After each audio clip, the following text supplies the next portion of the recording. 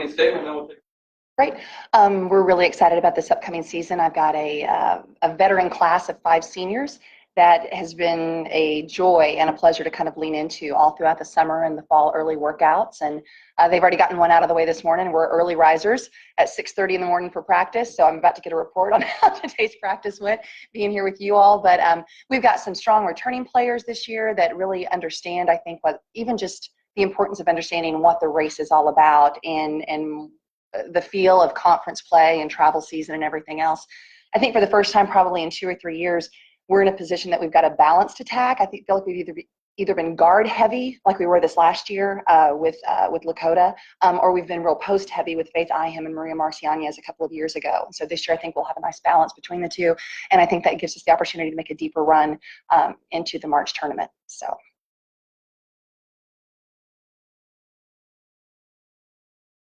What does this team have to do to get past UST now? Denver's right in the mix.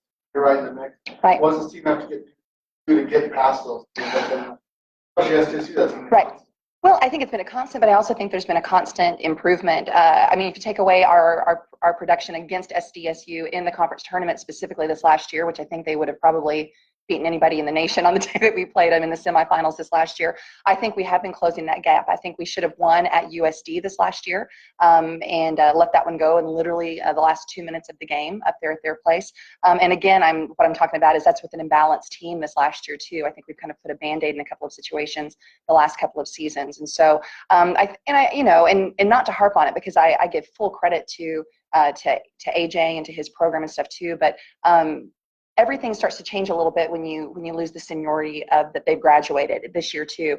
I think on the other hand, I think Dawn is fully reloaded, but not reloaded. I think she's getting to experience some of the same things that I'm going to experience this year as well, is that you've got some younger girls that are really fully taking the reins now that Allison has graduated out of their program as well. So I think it's there. I think you kind of saw Denver do the same thing this last year. And even though we're kind of finishing in 3rd and 4th, then you also then get to the level that you get the better players in, but then they have to also develop an understanding and a feel for what it's like to play at USD, at South Dakota State, at the conference tournament.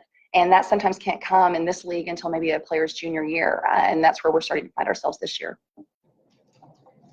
And you mentioned the Kenny, Joe, and Maya, those are two.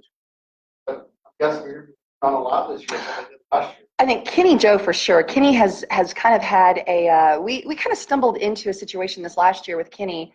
I don't know, maybe as a head coach you shouldn't say you stumbled into it, you ought to just take full credit for it. But we really did. We kind of began to play Kenny at a small forward, which really created some mismatch problems in a lot of games that we played in. She had a really complete season, began to have that a little bit more this last year as a sophomore. And then there's just been these young women, they start out at 18 and then they hit about 20 or 21 and they start to really figure out what they're capable of, and the confidence goes up. And Kenny has kind of been our woman among girls this whole summer and early fall season. And I think she'll kind of be our most complete player that's in our lineup this year. Looking forward to what she can do in every aspect of the game defensively as well. In a lot of ways, I would actually even compare Kenny maybe to Allison Arns, who's graduated from USD, because Allison I thought was so complete in so many ways and kind of glued a lot of stuff together. And I think that'll be kind of what KJ does for us as well. You also lose Beatty, who hit 43% of her threes and took a lot of them, made a lot of them. Kenny Joe can hit threes. Maya can hit threes, but who's going to be that third one that hits threes? You got a couple players, Riley Torrey, Sarah Garvey. Do you kind of need that third person to be there to hit those threes like Beatty well, did? Beatty's threes were poetry in motion. I mean, when she let the ball go, you knew that it was you just had it, and there were just those nights. I remember our final game, I think at UND this last year, we literally just ran a flat set, the last 3 or 4 minutes of the game to hold on to the lead, and she took care of us. Riley Torrey and Sarah Garvey are probably better shooters than the other 2 guards that you mentioned in our system. I think part of that gets back to this year they're senior driven. Riley spent about a month out with a concussion this last year, and it was right at a crucial time in the conference race. And we dropped 2 or 3 during the time that we didn't have her playing. And but Riley is a 6-foot guard. Sarah's not blessed with that kind of height, but both of those girls are knockdown shooters. I think our goal always is to have 3 or 4 of those kids on the floor at any given time. And the Summit League is a great 3-point shooting league. Dawn and I were talking over dinner last night, and I think 5 of our programs in the Summit League were in the top 10% of all Division I this last year. Now that's a Don Flitzwhite quote. So if you research it and it's wrong, Don said it. But it wouldn't surprise me that that's the case at all, because I know that we spent most of the year shooting 40 to 42% from the three-point arc this last year. So looking forward to having that. And I do feel like we've got those shooters right now. Coach, Yes. with the comparison to Allison Arns for Kenny Jo, what do you expect to see from her defensively this year?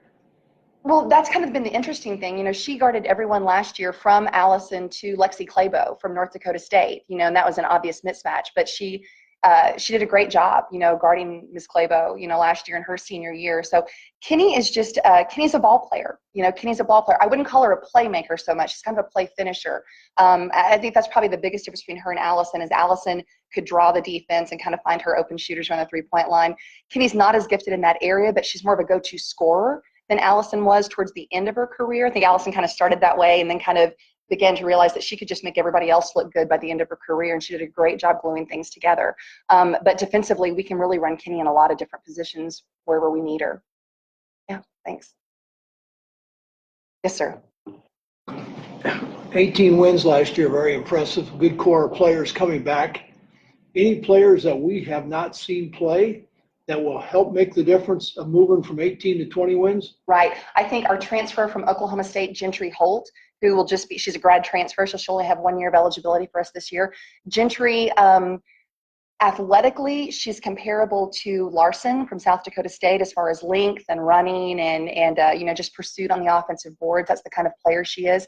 And then I also think that we're going to have a pretty special point guard this year who's a freshman coming in. Her name is Macy Gore. She's part of a twin sister package that's coming to us from Northwest Oklahoma. But I think just because of the positions alone that they play, that Macy comes to us as a true point guard, and Gentry is that 6'3" length that tends to be very effective here in the Summit League as far as our style of play. I think those are two players that'll be very important for us as we go through the season. Question, your preseason schedule is very impressive. Mm-hmm.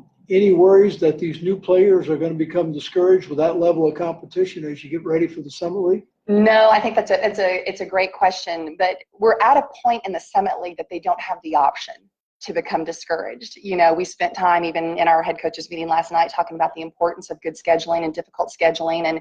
And last year even, our schedule was designed in such a way to give us that same good strength of schedule run. And then a couple of the big Power 5 schools that we played very early in the season kind of fell off the shelf a little bit and ended up with low RPIs. But we're at a point in the Summit League that I don't think there's any coach that's going to come through this room today that doesn't want us to see at least 2 teams still going to the NCAA tournament every year. And for that to happen, and for us to get an at-large bid here in Sioux Falls, South Dakota, you know, we've got to stack that schedule with those kind of teams and those kind of opportunities.